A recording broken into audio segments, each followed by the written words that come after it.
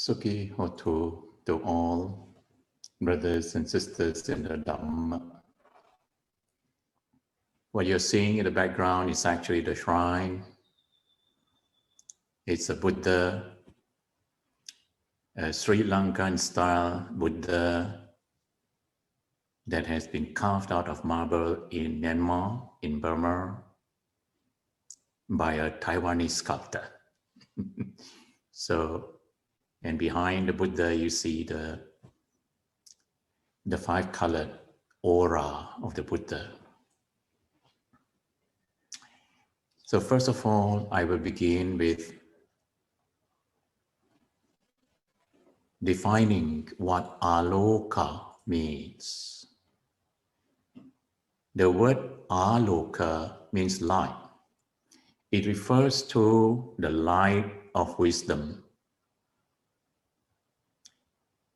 The Buddha, in the first sermon, the Dhammacakkappavattana Sutta, the Buddha explained about his enlightenment, the experience of his enlightenment. And he said in these words, Cakkung udapadi, jnanang udapadi, panya udapadi, Vijja udapadi, aloko udapadi. Aloko udapadi. That is where we derive this word aloka. The Buddha's experience of enlightenment, when he said Cakkung udapadi, when the eye of wisdom arose in him, then he goes on to say, Jnanang udapadi, panya udapadi, vijja udapadi. These are the different degrees, different aspects of wisdom and insights. And finally, the aloko udapadi, the light arose. So Aloka Stupa refers to that light of wisdom that has been experienced at the time of the Buddha's enlightenment. Now, what is the meaning of the term symbol? The word symbol is actually something which represents something else.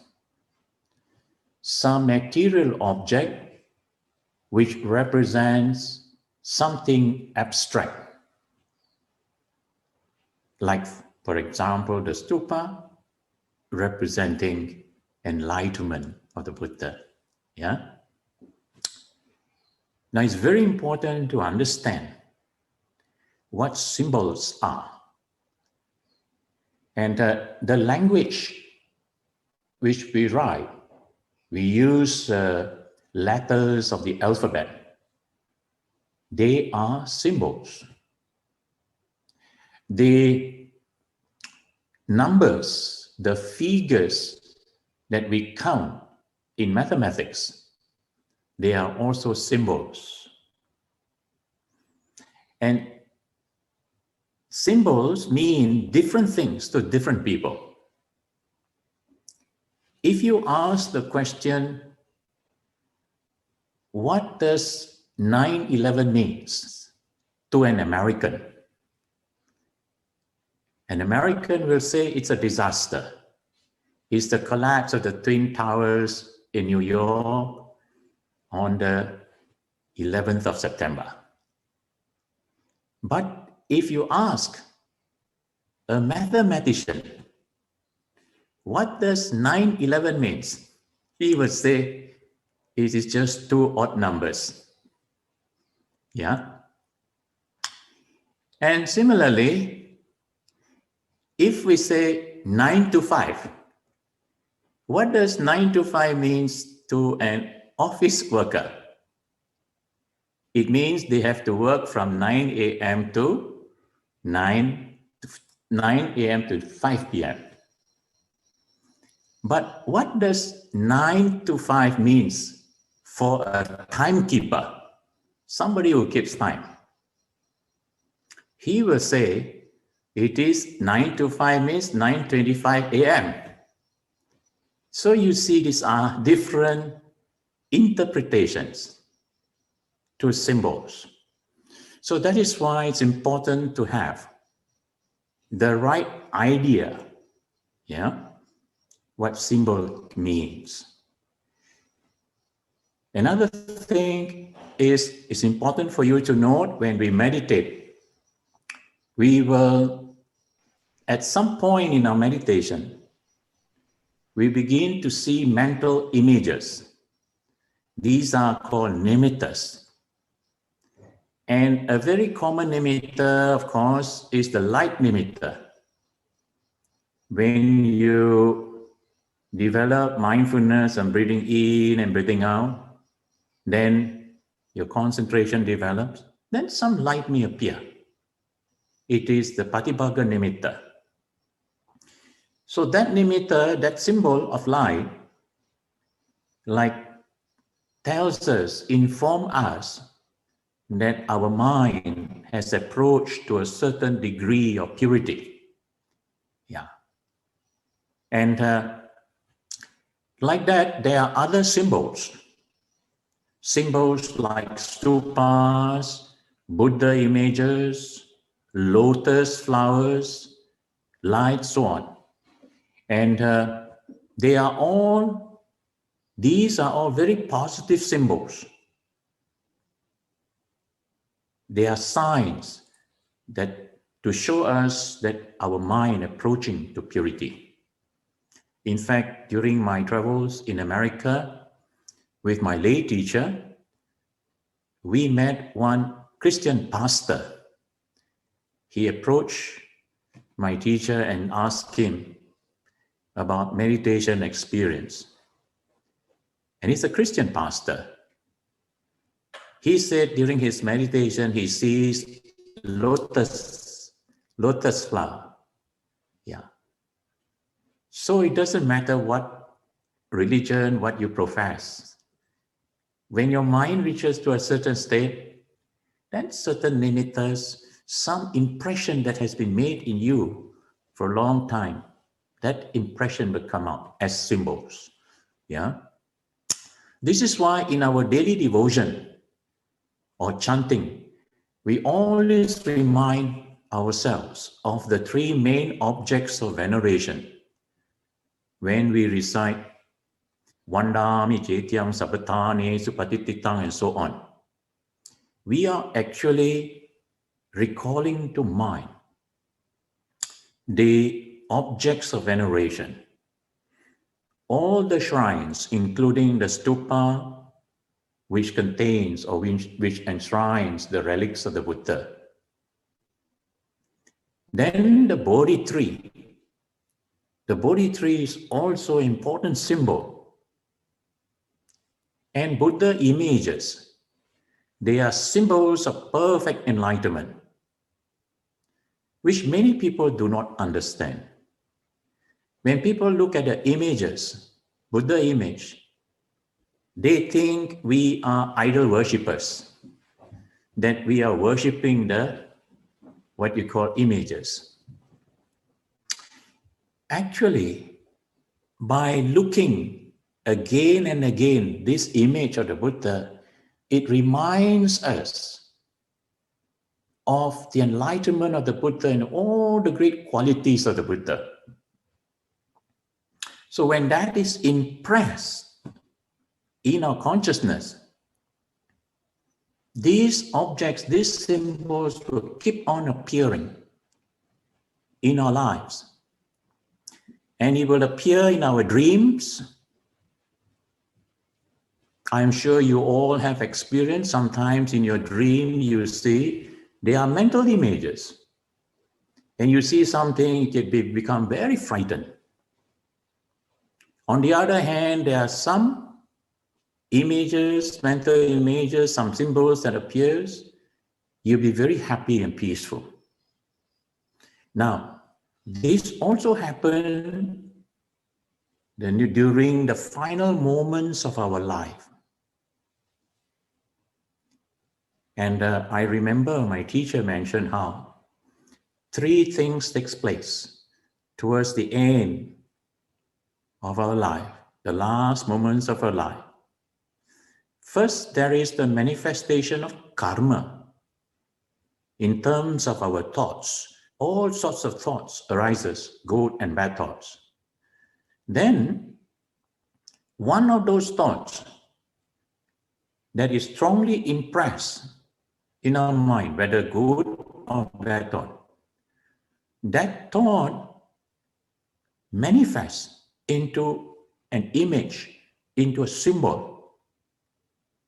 And that is why some people see in the last moments of their life, they can see some good symbols, spiritual, religious symbols, and they feel very peaceful.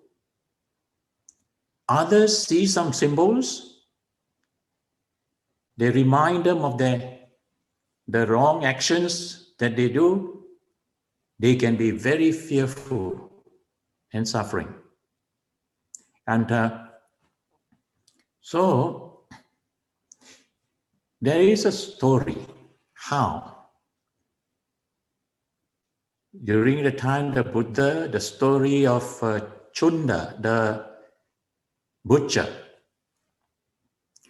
Once the Buddha was preaching, and while the Buddha was preaching, Venerable Ananda, who was the most faithful disciple of the Buddha, Venerable Ananda heard some noise, some screaming noise coming from a house, a cottage nearby. So Venerable Ananda waited until the Buddha finished his sermon. Then after that, Ananda asked the Buddha that, what is that noise? Did he hear that noise coming from a house nearby? And when the Buddha directed his mind to that place, immediately the Buddha knew what was happening. Buddha had that ability. Buddha saw, and then Buddha explained that screaming sound, it's actually a squealing sound, actually came from Chunda. And Chunda was a butcher. He was dying. And towards his last moment, he saw a dagger. The dagger which he used to kill the pigs. And upon seeing this symbol, this mental image, he began to squeal like a pig, and he fell down on the ground and started to roll on the ground like a pig. So Buddha explained, this is what the rebirth is actually taking. This is what you call bhava. Bhava means becoming, the process of becoming. Just before he dies and takes a birth. So that is why we tend to highlight the importance of performing merits such as offering of lights, flowers, incense, and making connection with the Sangha. And especially if you have opportunity to participate in novitiate programs, meditation retreats, and so on. Because all these activities will create a kind of good memory, and it will strongly impress in your consciousness, so that at given time, certain occasion, some positive mental images and symbols will arise, and it will condition peaceful and what you call good rebirth. I remember in Sri Lanka, I think it's in Polonnaruwa, the king at that time was Nisankamala, and he made sure that his minister would engrave all his good deeds onto granite rock. You can still see it up to today. Yeah. And he said that his minister, he gave instruction that his minister should read out all these merits, all the good things which he has done before he passed away. Yeah. But no bad things is to be recorded. Only the good things. Yeah. So that will condition good thoughts, and the good thoughts will give rise to good rebirth. Yeah. So now, so much about symbols and what they mean and how important it is for us and to have the right association of thoughts. Yeah. So what does Aloka Stupa mean to you? Before you think of answer, let me explain this. Yeah. We say that Aloka Stupa is a symbol of enlightenment. Why? And I will read to you the explanation I got from the Oxford Dictionary. Yeah. And it's through the internet. It says that a stupa is a mound-like or hemispherical structure containing relics that is used as a place of meditation. Yeah. And what does it symbolize? The stupa itself is a symbol of the Buddha, and more accurately, of his enlightened mind and presence. So this is what Oxford Dictionary said. Yeah. Now I am quite sure 20, 30 years ago, you won't find this definition. And this shows clearly the influence of Buddhism, even in the language that we are using today. Yeah, the English language. Yeah.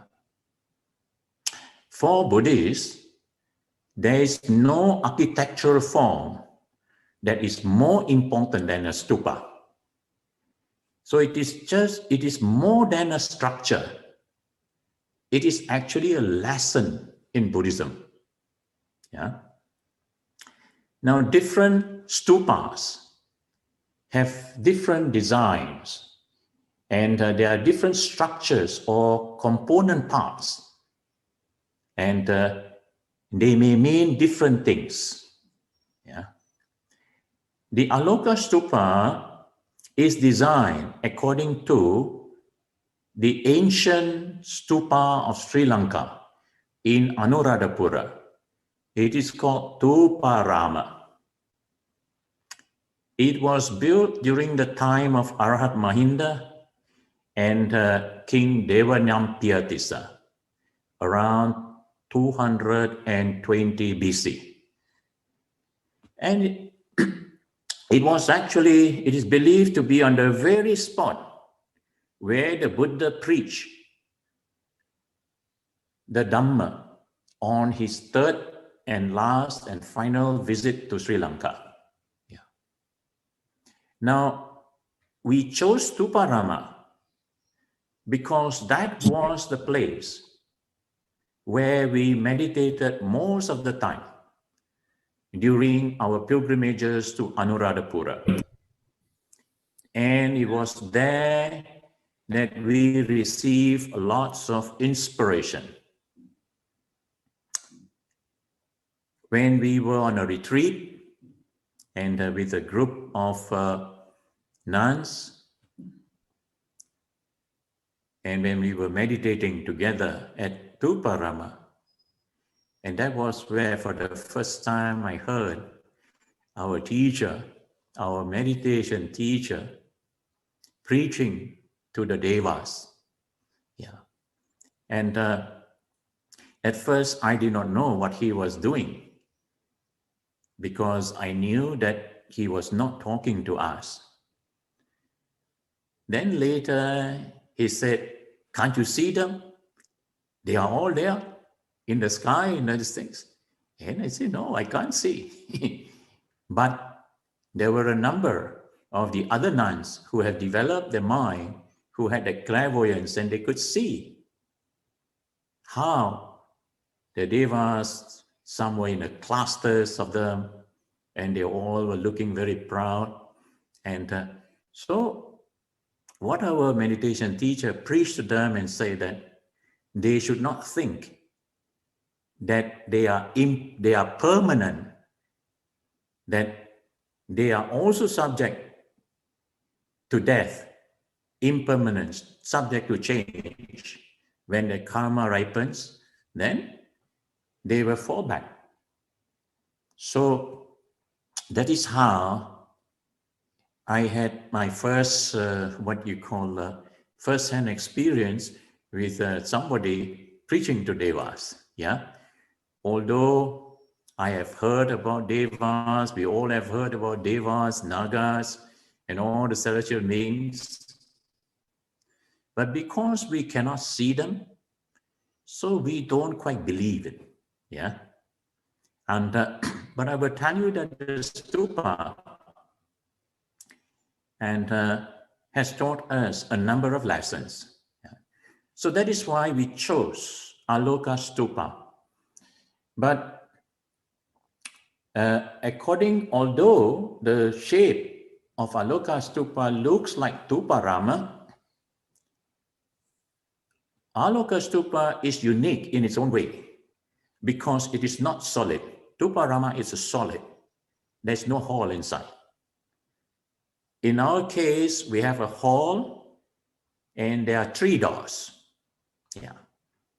Now, I will explain to you. I will show you the diagram. We'll have a look at the diagram of the stupa, and then I will explain to you the different component parts of the stupa. Yeah? Okay? Put on the diagram.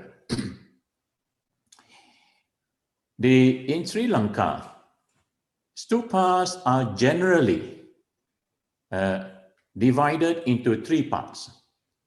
Sila, the base is Sila, the dome shape, that's Samadhi, and then the other parts, and above the dome onwards to the pinnacle, that represents a wisdom part. Sila, Samadhi, Panya. This is the path to enlightenment. In fact, this is the path to put an end to all sufferings, to put an end to old age, sickness, and death. Now, first of all, we had the bottom, the base, Sila. Aloka Stupa has got 5 steps. If you observe, the diagram shows only 3, but there should be 5 steps. The 5 steps on the staircase represent the 5 precepts, observing the 5 precepts, basic precept.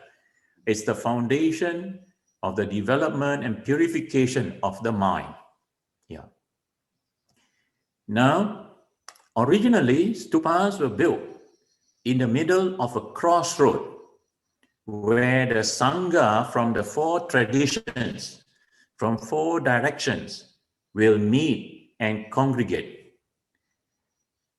Hence, that's how we have 4 such staircases, facing north, south, east, and west.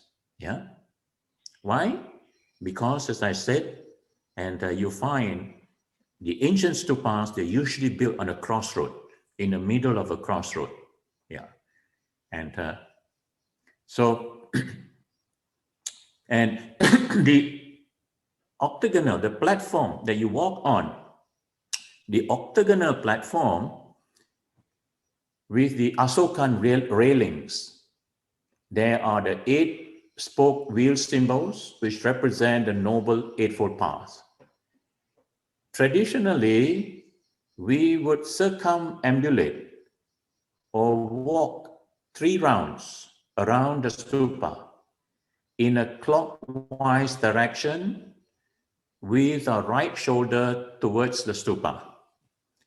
And as we walk around, we will recall the virtues or the qualities of the Buddha, Dhamma, and Sangha, such as Itipiso, Bhagava, Arahang, Samma, Sambuddho, and so on.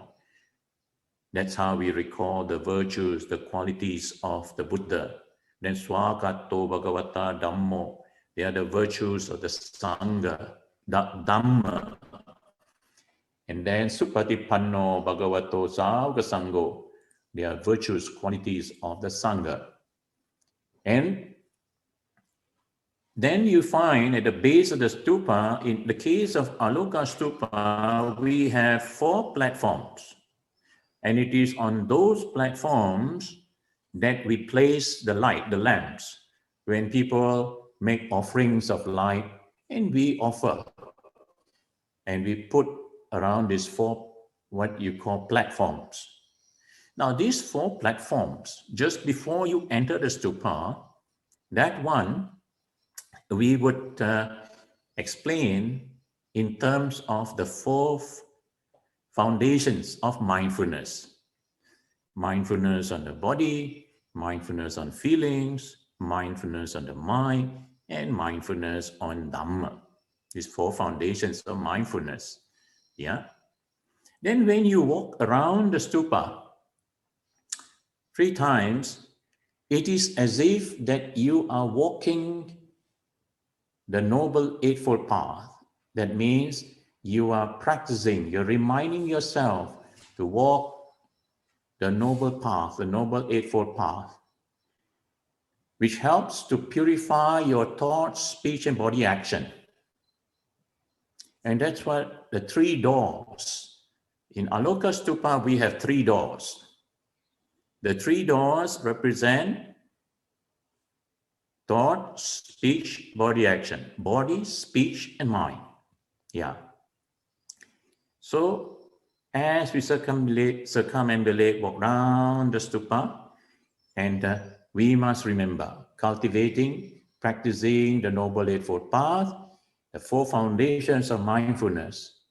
And then we enter the shrine. And when you enter the shrine, you see the Buddha, like just now you saw. And you see the Buddha and you seek blessings, guidance, protection, so that you will be able to progress along the path to enlightenment. Now, inside the stupa is the main shrine, as I showed you just now. And there's a marble statue of the Buddha. And behind the Buddha, you have the aura, the Buddha. Yeah. Now, as you meditate, what happens? Your mind starts to develop. Then you begin to experience a vast expanse of the mind. And that's where the dome-shaped structure, and that represents the vast expanse of mind. And usually when we talk about the mind, we tend to compare it to the vast open sky.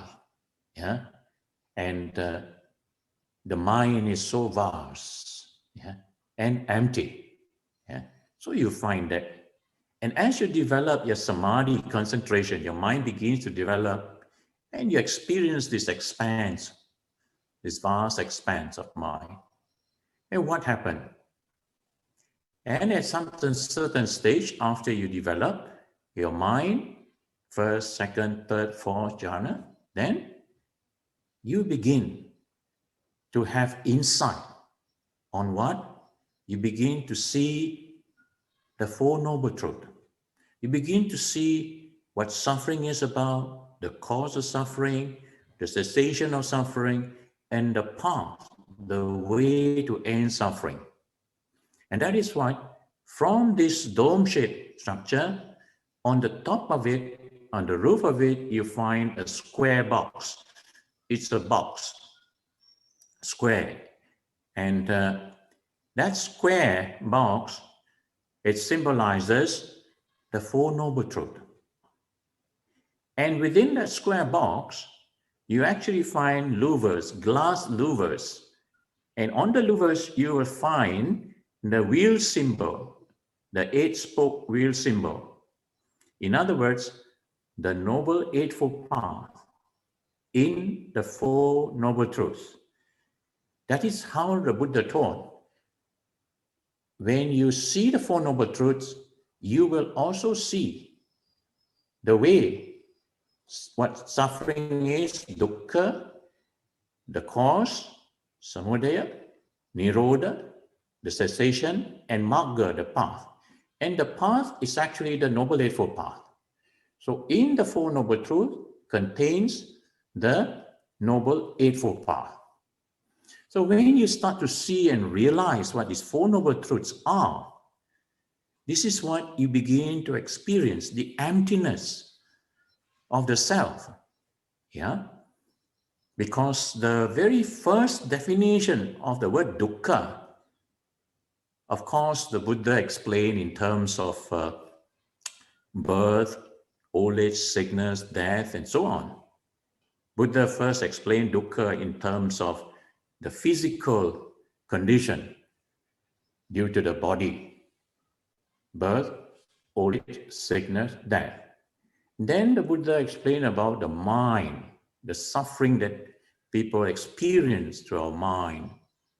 Then when we associate with people whom we don't like or conditions that are unpleasant, we experience dukkha.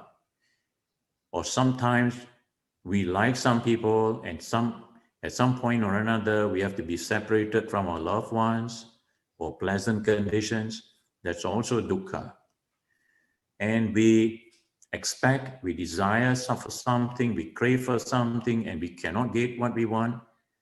Then disappointment, they are also dukkha. So that is the fundamental aspects of suffering. And then the Buddha actually summarizes the term dukkha. In these terms, Buddha said, Sankitena panchupadana kanda dukkha. That is, the 5 grasping aggregates are dukkha.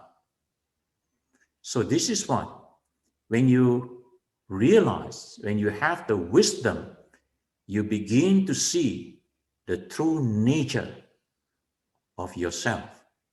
And you see the emptiness of the self. And above that, what you call square box, you find a drum. Yeah? And from the top, if you look from the top, it's actually a circular structure. That represents emptiness. So when one realizes this emptiness, this is how transformation takes place. The transformation from a worldly being, putujjana, into a noble one, Arya Puggala. Yeah. So after the transformation takes place, then the different stages of enlightenment. And then above that drum, you find the spiraling cone. And there are 7 what you call rings around that cone. Yeah. And these are the 7 factors of enlightenment, which leads to the final realization of Nibbana. And above that cone, you find the brass pinnacle. And that brass pinnacle represents the summary of the process of enlightenment. Yeah? And above the pinnacle, you find a crystal. And this crystals are used for the purpose of magnifying what you call energy, vibration. So the pinnacle at the stupa, it serves to radiate the light of wisdom to all around. And so that is so much about this. And the energies of the stupa actually is so important, and because we have enshrined Usually in stupas, they enshrine relics of the Buddha. In our case, we have enshrined in Aloka Stupa not only the relics of Buddha, but they are also the relics of Guru Rinpoche, of other enlightened masters and teachers from the different traditions. They are relics which received from India, from Sravasti, then from Sri Lanka, then from Burma, Thailand, and various parts. And we also receive from the Tibetan sites, yeah. So we have all the different practitioners and at different stages of enlightenment where they left their what you call relics, right? And we managed to get and collect them. So that is why it is so precious, the Aloka Stupa, yeah? Now, I will relate to you how the Dhamma unfolded as we were building the stupa. There were some kind of mysteries, yeah, or unexplainable phenomena which accompanied during the time of construction, yeah. And this is something, it is not just for Aloka Stupa, but I have noticed this and I have heard also when other stupas are built, especially when stupas are built in some strategic positions, some strategic sites, then such phenomena take place. Now, before the construction, what happened before the construction? Actually, here in Australia, most of the contractors do not know how to build this kind of intricate structures. And they prefer to build boxes, square boxes, yeah? And, but when you have a dome and you have a square box and you have all the different component parts, and they do not know. So very difficult to find contractors. So what I did, I remember, I went to Kuan Yin Shrine. We have a small Kuan Yin Shrine, yeah? And I actually prayed to Kuan Yin Pusa and to help us to find a contractor or somebody who can help us to build the stupa. And you won't believe, before I could finish sitting, I heard the phone ringing. And because at that time I had what you call, I was using cordless mic, cordless phone. So I put the cordless phone just outside the, what you call the shrine. So when the phone rang, I got up and I took up the phone. And the phone says, and there was this man who said, I can build your stupa, I can build your stupa. Now, this is something which, it's very difficult to explain, yeah? So when this person say he can build a stupa, I got hold of his name and his phone number.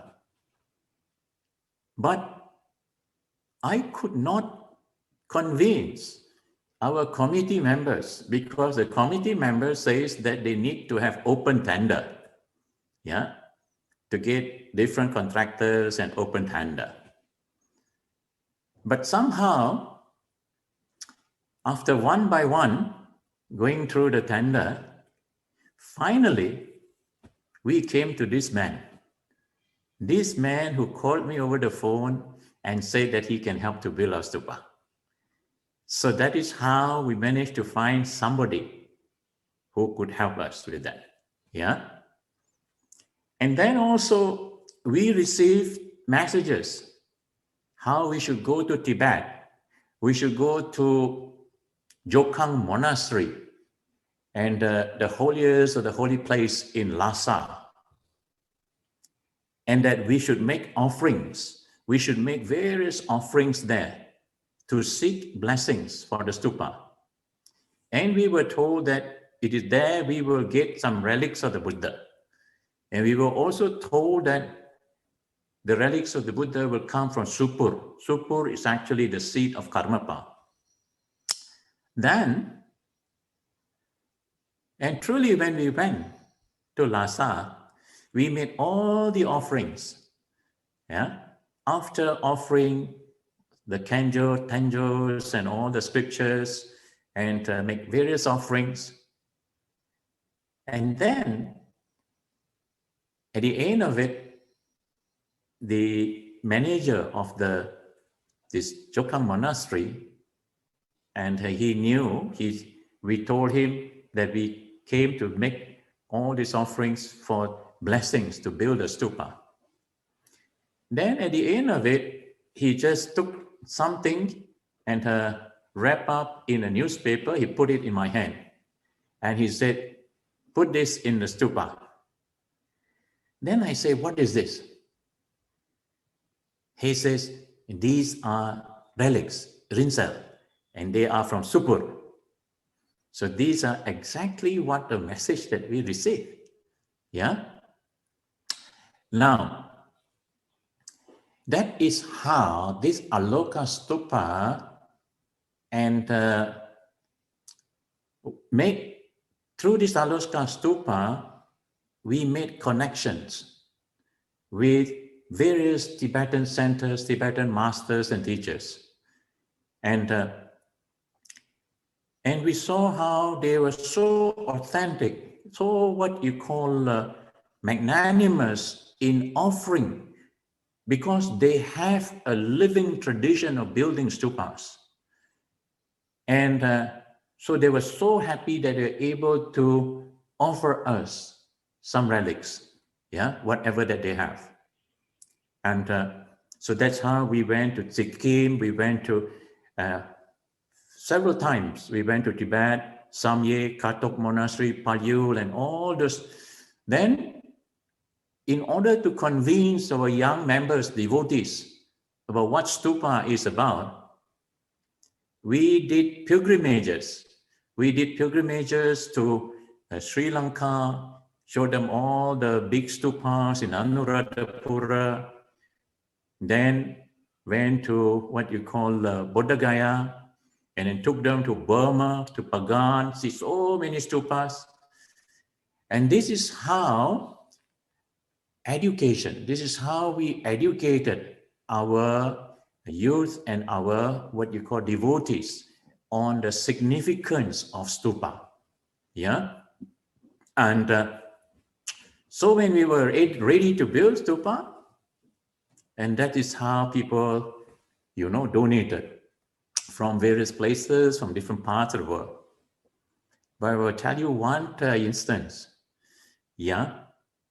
And when one woman heard that we're building this stupa, I received a call from her, and she said, my mother left me some money in London. I have put the money in London, and I would like to offer you this money for your stupa. Then I say, okay. But she says it's quite a large sum. It's 27,000 pounds. Yeah. And I say, oh, sadhu. Yeah. But it took me some time to realize whose money this was. This woman said it's actually the mother had left this money for her. But actually, do you know who this mother was? Her mother was the midwife who delivered me. Yeah. And yes, that's right. So you may say it's coincidence. It cannot be mere coincidence. Yeah. Yeah. So I truly rejoice. And the midwife who delivered me had deposited this money. And when the time came for us to build a stupa, the daughter had this thought to then donate all this money for the stupa. Yeah. So, all right. And then, during the construction,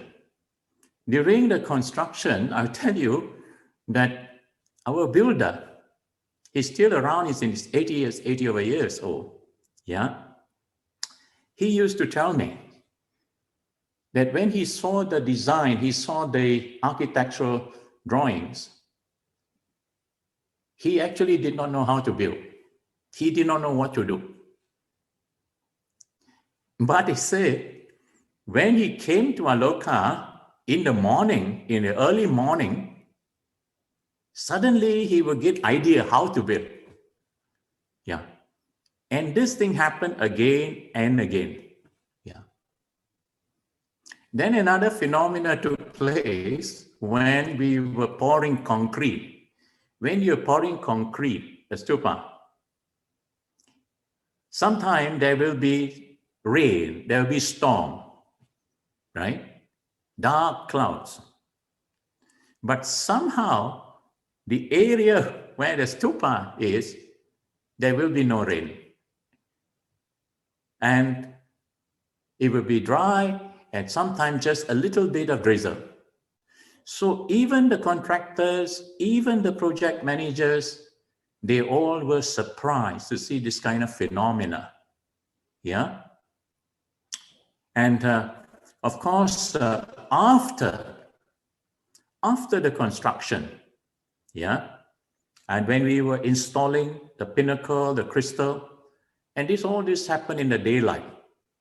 Yeah, people could see different, what you call clouds formation. They can see lions in the form of worshiping this thing. Then they saw orbs, lights. All these things can be seen through the naked eye, the different colors, lights. Now, what are all these phenomena? All these phenomena are actually the work and the manifestation of the devas. Devas, nagas, and their other celestial beings. They include the Dhamma protectors, yeah? And they are all drawn by the energies, by the vibrations of the stupa. Why? Because when we recite the qualities of the Buddha, we say Buddha was also Sattha Deva Manusanam. Buddha was the teacher of gods and men.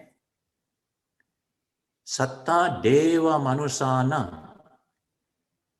And why the devas come to worship the stupa? Because of the relics of the Buddha and other enlightened masters and teachers. Now, those of you who have heard the Mangala Sutta, in the Mangala Sutta begins with whom? Who were the ones who requested the Buddha to preach? It was actually the devas. Yeah. And because people were praying to the devas for all sorts of blessings, but the devas themselves did not know what the highest blessings are. So that is how they sent a representative to see the Buddha, to inquire. And we are told that when this particular deva appeared, where the Buddha was in Sravasti, in Jetavana Monastery, then the whole place was illuminated. And it happened in the late hours of the night. Yeah. The whole place was illuminated. This is the light, the radiant light body. That's why we call devas. Devas is actually referring to the radiant body. Yeah. Divya. And it's from this word, devya, that's how you get divine. And it is from this word that the word Dios and God came about. And don't forget the Buddha's advice to the first group of monks. The mission the Buddha advised was for them to go out for the welfare, for the happiness of the many, out of compassion for the world, for the benefit, for the welfare, happiness of gods and men. So that is why when we build stupas like this, right, and we start to experience such phenomena. In fact, we built another identical stupa in Mount Kinabalu. That is one of the highest mountain in the Southeast Asia, in Sabah. Yeah. And similar phenomena also took place. Yeah. Not the same, but they are different because there are different beings. There are different devas, nagas, and other beings there. Yeah. But they all rejoiced. They all participated in this. Yeah. So now, in the Metta Sutta, Buddha mentioned the benefits is actually in the Metta Nisangsa Sutta, where the Buddha mentioned about the benefits of Sutta, of the, what you call practicing Metta. And one of the 11 benefits refers to that you will be close, and what you call devas will associate with you. So why I'm saying this thing? Because at this point of time, especially in a time of crisis, and you all need blessings, guidance, protection. Yeah. So there are such beings, and especially those beings who have the faith, who have the deep respect for the Buddha, Dhamma, Sangha. That means they are already having right views. Yes, Samaditi Devas. Yeah. But there are also some other lower beings that can benefit from the vibrations, from the pure vibrations of all the enlightened masters. Yeah. So now I like to tell you about, I will summarize that the stupa, Aloka Stupa, is actually built for what purpose? Yeah. It is actually to remind us of the true purpose of our life. What is the true purpose of our life? The real purpose of our life is actually to gain liberation, to gain enlightenment. Why? All of us want to be happy. We will pray and all sorts of things, to do all sorts of things to get happiness. Everybody wants happiness. But what is happiness? What is it that gives us that happiness? All our happiness are actually related to freedom. When you are free to do what you like to do, you feel happy. But we must realize there is no real freedom if our mind is not free from greed, from hatred, from delusion. And that is why, if we really want the true happiness, the lasting happiness, then enlightenment, we need to gain our liberation. Right. So, the more you connect yourself with the stupa, you know, all those people, I know that during this, why we celebrate this anniversary of our stupa, yeah, and it is actually to create that opportunities for people to connect with this stupa. Connecting with stupa means, connecting with Aloka Stupa means what? It is actually connecting with the Buddha, Dhamma, Sangha. Connecting with the symbol of enlightenment. I have been told how for the last 1 month, yeah, and some people will come, husband and wife will come here, and they will work for 20 days out of 1 month. After 30 days, they come to clean the floor, to clean the stupa. And not only that, the young ones also, they come to help to clean the stupa. Now, while cleaning, while doing all these activities, they may not know that they are actually making connection with the stupa. Yeah. Those people who have been donated, yeah, and towards the stupa, they make light offerings. Then whenever they think of the stupa, they feel happy. Yeah. So that is why it is so important that you learn to make connection with stupa. Yeah. And the stronger connection you make, it will be the strong impression in your consciousness. And that is why it will lead you from life to life until enlightenment is attained. Now, I'd like to tell you a little story. How the stupa got built. Yeah. When I was studying in Sri Lanka, that was way back in 1976, my first trip to Sri Lanka. My teacher took me there with my parents, my sister, brother-in-law, and a small group of devotees. Then we visited Anuradhapura.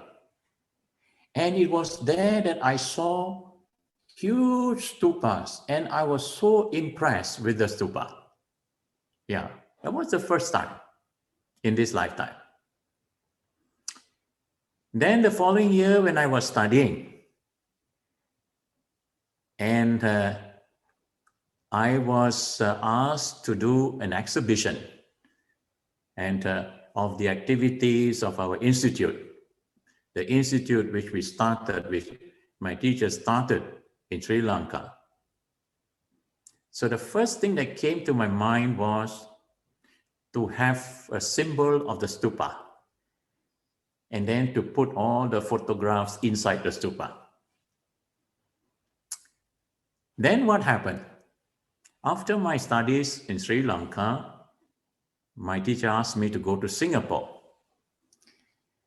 So I was a resident monk there in the Singapore Buddhist Mission.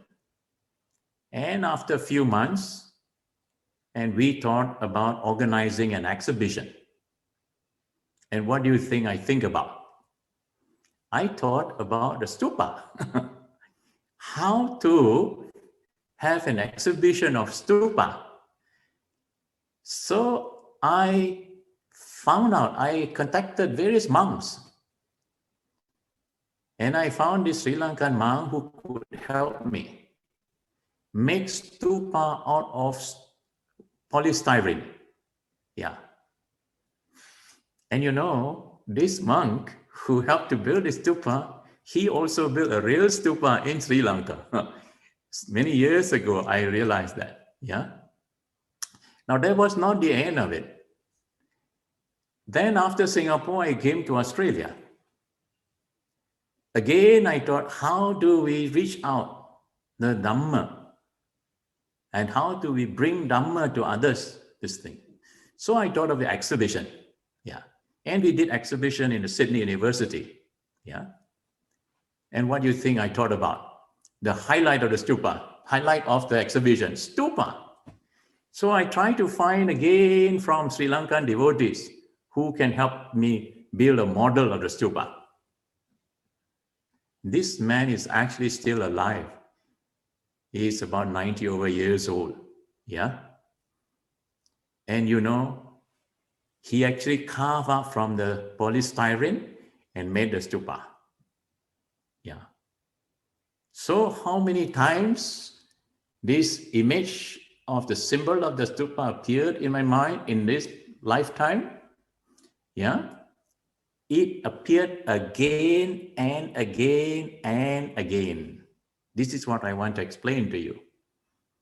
Yeah. And this man who did in Sydney, who did, when he came here, he saw the real stupa, he was so happy. Yeah. Yeah. So this is what I mean by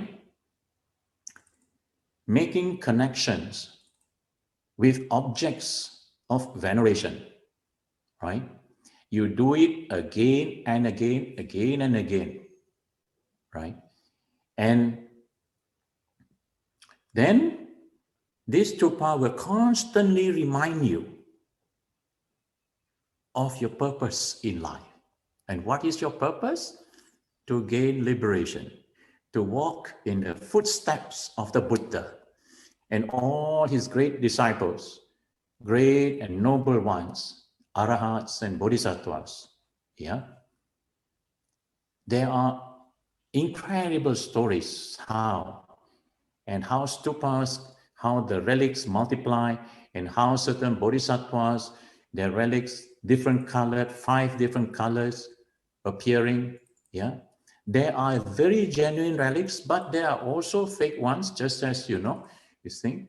So it is when you have the kind of real aspiration, right? Then all the genuine things will come to you.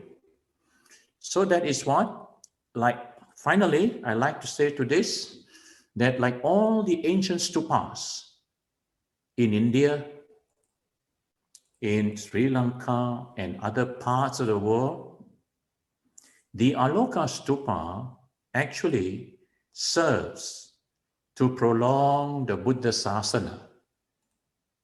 That is the dispensation of the Buddha. This sacred peace monument with all the relics will remain long after we have left this world. Yeah. So the mission of Aloka Meditation Center is this. We say to kindle the light of wisdom within, to walk the noble path, and to be of service to humanity. Well, that's all I have for you all on this occasion when we celebrate the anniversary of the stupa. And please connect with us. And now I shall invoke blessings, and whatever your wish, whatever aspirations that you have. And there's some question.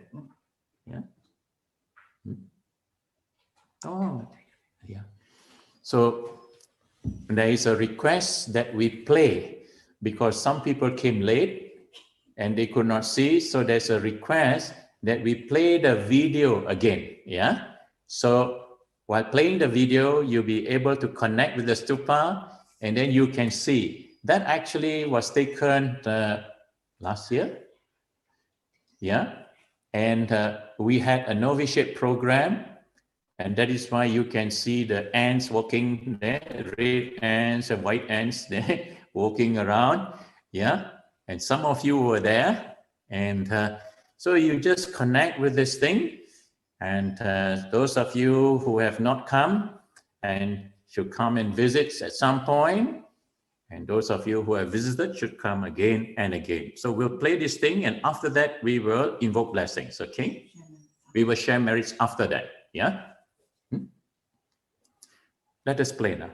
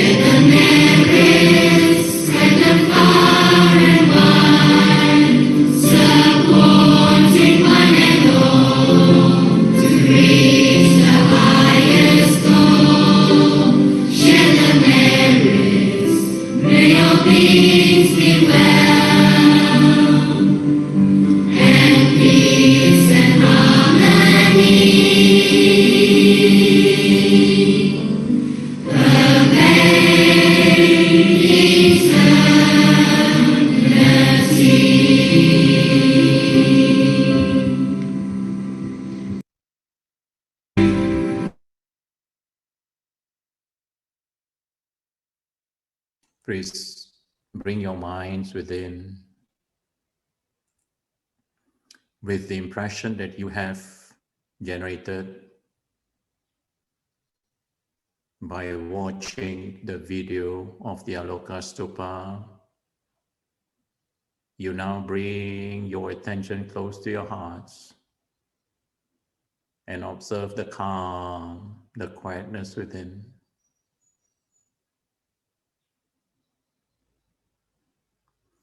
For those of you who have come here, just recall to mind as if you are in the stupa. All the others can join us. And remember that in this stupa we have enshrined the relics of the Buddha, relics of Guru Rinpoche, and so many other enlightened masters and teachers.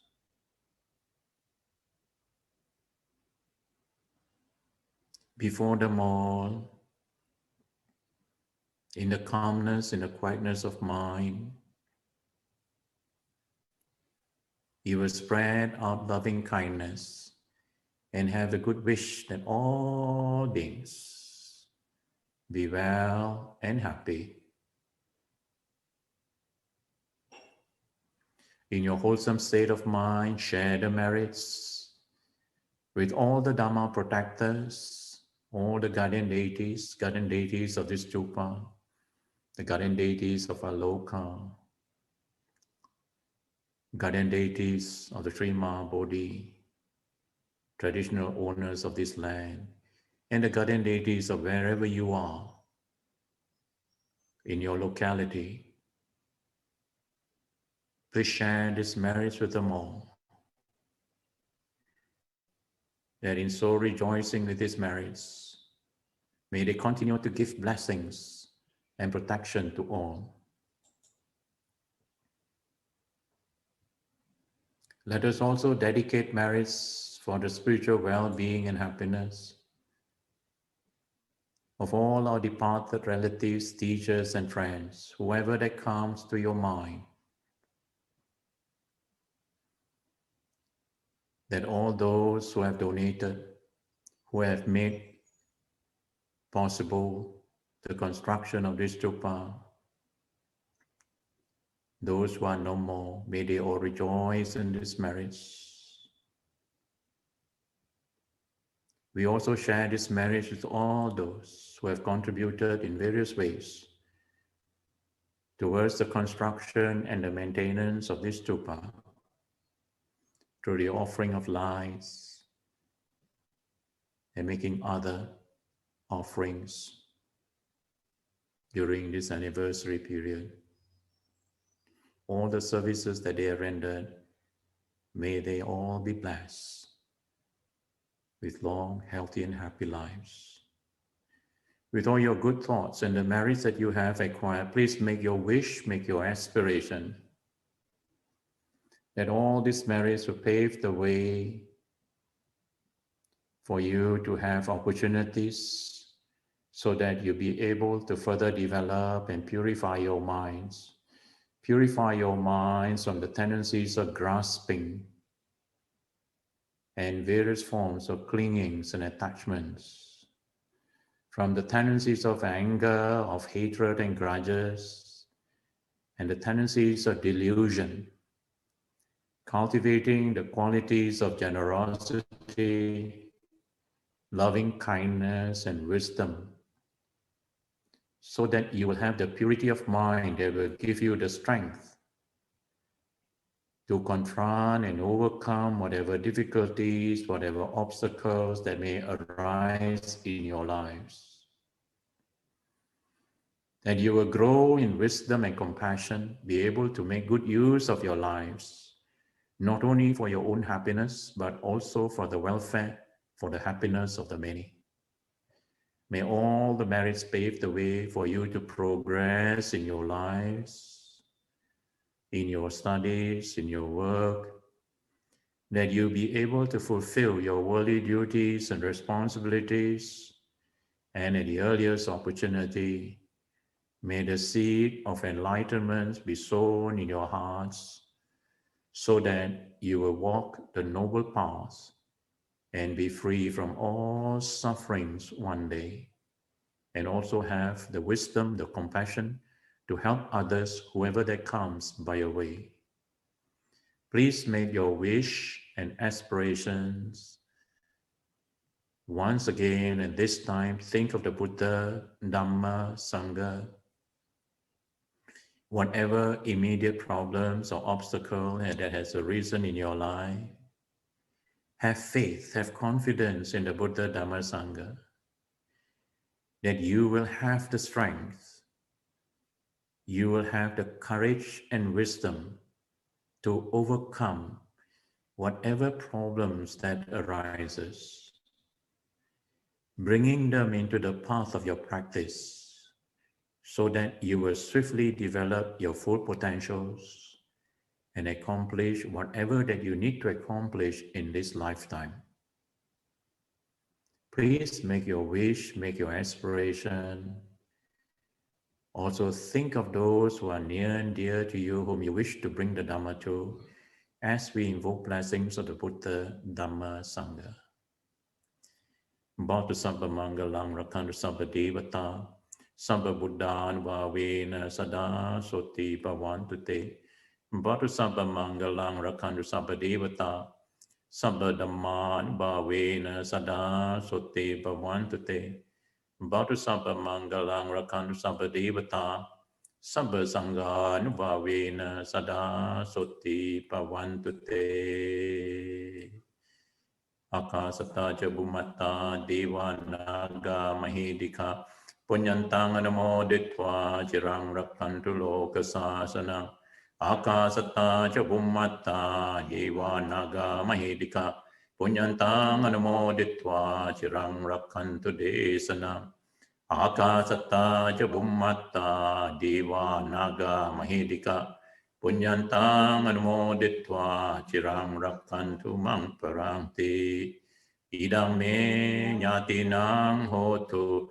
Sukita Hontu Nyatayo Idang me Nyatinang Hotu Sukita Hontu Nyatayo Idang me Nyatinang Hotu Sukita Hontu Nyatayo Abhivadana Silisa Nichang Vada Pachayino Chataro Dhamma Vadanti Ayu Vano Sukhang Balang Ayurarogya Sampatika Sampati Mevacha Ato Nibbana Sampatti Minate Samitato Sadhu Sadhu